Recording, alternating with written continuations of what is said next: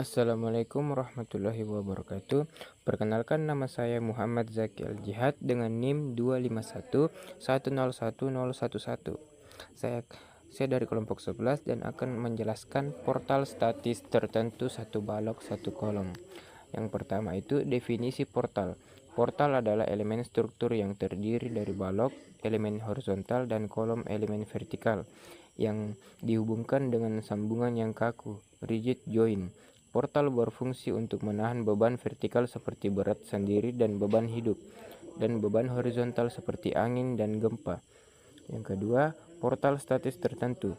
Portal statis tertentu adalah struktur portal yang dimana jumlah reaksi perletakan dapat ditentukan secara penuh hanya dengan menggunakan tiga persamaan dasar keseimbangan statika. Yang pertama, keseimbangan gaya horizontal. Sigma F X sama dengan 0. Jumlah total gaya-gaya horizontal harus 0. Yang kedua, keseimbangan gaya vertikal. Sigma F Y sama dengan 0. Jumlah total gaya-gaya vertikal harus 0. Yang ketiga, keseimbangan momen. Sigma M sama dengan 0. Jumlah total momen terhadap suatu titik harus 0. Untuk portal statis tertentu, derajat ketidaktentuan statisnya IS adalah 0. IS dihitung sebagai IS sama dengan R kurang 3, di mana R adalah jumlah reaksi perletakan yang tidak diketahui. Jadi, untuk portal statis tertentu, jumlah reaksi perletakannya harus R sama dengan 3. Kita lanjut, portal satu balok satu kolom.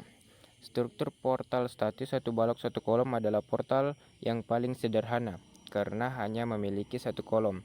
Agar menjadi statis tertentu, R sama dengan 3, maka struktur ini harus menggunakan satu jenis perletakan yang memberikan 3 reaksi, yaitu jepit, fixed, atau struktur ini umumnya dimodelkan sebagai rangka portal dengan 2 tumpuan yang memberikan total 3 reaksi.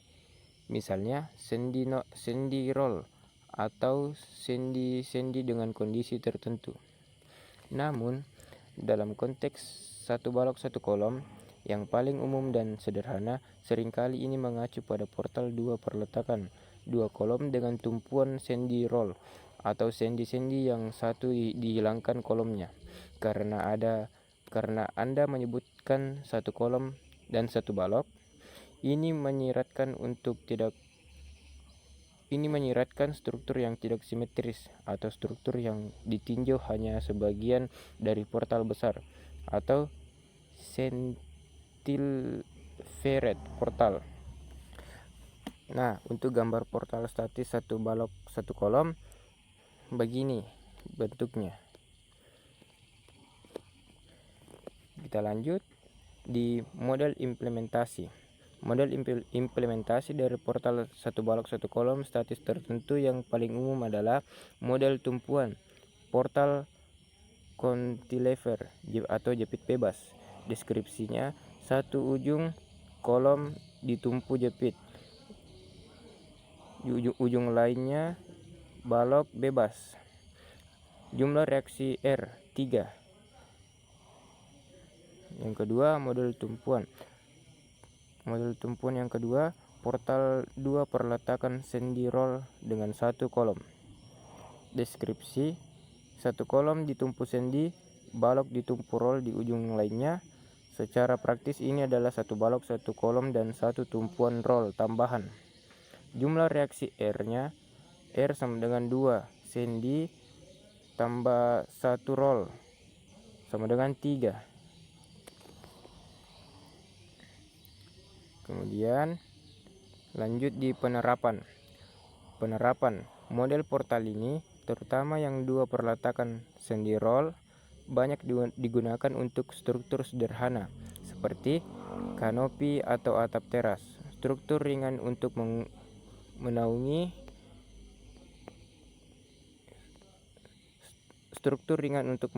area tertentu. Rangka sederhana sebagai elemen dasar dan merencanakan struktur yang lebih besar atau kompleks. Portal jembatan sederhana untuk bentang pendek. di mana salah satu tumpuan dimodelkan sebagai roll untuk mengakomodasi pemuaian. Sekian dari saya.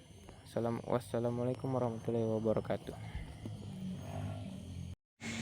Assalamualaikum warahmatullahi wabarakatuh. Nama saya Muhammad Abdi Faturrahman dengan NIM 251101014. Nah, teman-teman, kali ini saya akan menjelaskan satu contoh kasus atau satu contoh soal dengan portal statis tertentu dengan satu balok dan satu kolom. Nah, di sini kita punya satu kasus, yaitu portal statis tertentu dengan satu balok dan satu kolom dibebani dengan M di titik B seperti gambar di samping. Hitunglah dan gambarkan gaya-gaya dalamnya. Nah, yang pertama kita akan menghitung reaksi perletakannya terlebih dahulu. Nah, di sini kita ketahui M sama dengan 6. Yang pertama kita menghitung jumlah gaya horizontal. Sebelumnya harus kita ketahui yaitu tumpuan A adalah tumpuan sendi. Jadi, tumpuan A memiliki dua reaksi yaitu vertikal dan horizontal. Sedangkan tumpuan B adalah tumpuan roll yang hanya memiliki satu reaksi yaitu vertikal saja.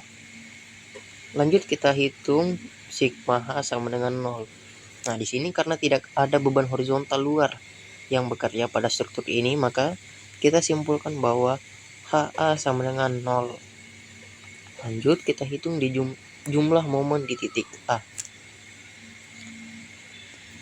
M sama dengan 6 dan di sini kita melihat bahwa M ini searah dengan jarum jam, atau kita asumsikan kita simpulkan sebagai positif. VB berjarak 3 meter dari A, sehingga ini kita tulis sebagai negatif karena berlawanan dengan arah jarum jam. Sehingga M dikurang VB dikali dengan 3 sama dengan 0. M nya tadi berapa? 6. Kita kurangkan VB dengan 3 sama dengan 0. VB dibagi 6 dibagi 3 sama dengan 2 kN. Nah, inilah nilai reaksi dari vertikal di titik B. Lanjut kita hitung jumlah momen di titik B. VA di sini berjarak 3 meter dari B.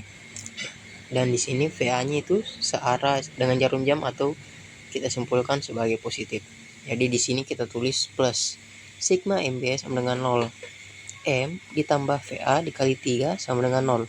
M yang tadi sama dengan 6. VA dikali 3 sama dengan 0. Kita pindah ruaskan. VA sama dengan negatif 6 dikali 3. Sehingga hasilnya menjadi negatif 2 kN. Nah, di sini kita akan uji kontrol tadi sudah perhitungan kita sudah benar. Kita hitung reaksi sigma V-nya yaitu dengan vertikal A ditambah vertikal B.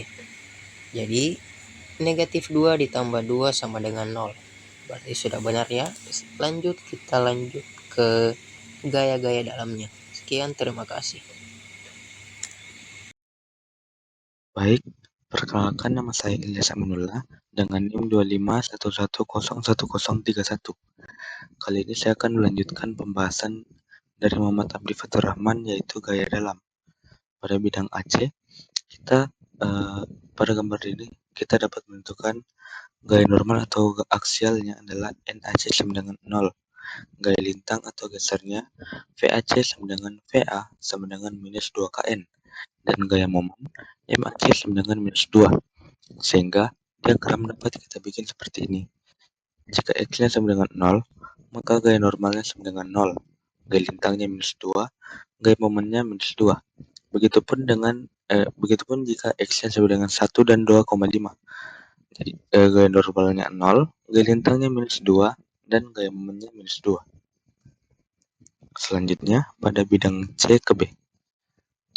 Gaya normal atau aksialnya yaitu NCB sama dengan 0, gaya lintang atau geser VCB sama dengan 2 kN, dan gaya momen MCB sama dengan V kali minus 2. Maka dapat kita buatkan diagram seperti ini. Jika X-nya sama dengan 0, maka gaya normalnya 0, gaya lintang 2, dan gaya momennya adalah 0. Jika X-nya sama dengan 1, maka gaya normalnya 0, gaya lintangnya 2, dan gaya momennya juga 2. Dan jika X-nya sama dengan 2,5, maka gaya normalnya yaitu 0, gaya lintangnya 2, dan gaya momennya minus 6. Selanjutnya pada gambar gaya dalam, sebelumnya kita telah mendapatkan semua nilainya, maka langsung saja pada gaya normal. Pada gaya normal kita mendapatkan minus 2 kN. Jadi pada titik A kita akan menarik garis ke arah kiri atau keluar sepanjang minus 2 kN dan diberikan tanda negatif.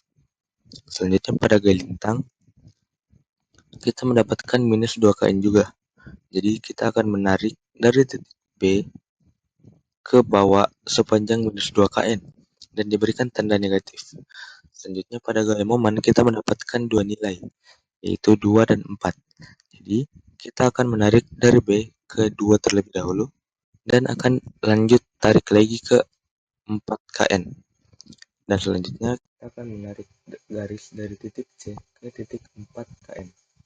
Dan sama seperti sebelumnya kita akan menambahkan simbol minus. Sekian dari saya. Assalamualaikum warahmatullahi wabarakatuh.